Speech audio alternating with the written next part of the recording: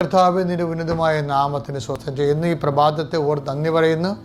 രാത്രിയിൽ കർത്താവെ വിശ്രമം നൽകിയതിനും നന്ദി പറയുന്നു. വിശ്രമിക്കാൻ പറ്റാത്തവരും ഉറക്കമില്ലാതിരുന്ന ഒത്തിരി മക്കളുണ്ട്. ഈശോയെ, കുടുംബത്തിലെ അലോക്യങ്ങളും അസ്വസ്ഥങ്ങളും കാരണം ഉറങ്ങാതെ കിടന്ന മക്കളുണ്ട്. കർത്താവ് അവരെ എല്ലാം സഹായിച്ച് പ്രാർത്ഥിക്കുന്നു. അവർ കർത്താവ് കൃത്യസമയത്ത് ഉറക്കം നൽകിയവരെ അനുഗ്രഹിക്കണേ. അവരുടെ മനസ്സിനെ അലട്ടുന്ന ഭാരങ്ങൾ, ഉറക്കമില്ലാതിരിക്കാനുള്ള കാരണങ്ങൾ, ചിലപ്പോൾ സ്വകാര്യ ബന്ധങ്ങളുടെ തകർച്ചയാകാം, ചിലപ്പോൾ സാമ്പത്തിക ഞെരുക്കമാകാം, അല്ലെങ്കിൽ ശാരീരിക രോഗമാകാം, അല്ലെങ്കിൽ വീട്ടിൽ അസമാധാനക്കുറവാകാം. ഇങ്ങനെയുള്ള എല്ലാ വിഷയങ്ങളും കർത്താവെ അങ്ങയുടെ ദിവസം കണ്ണുനീരോടെ ഞാൻ ഏൽപ്പിക്കുന്നു.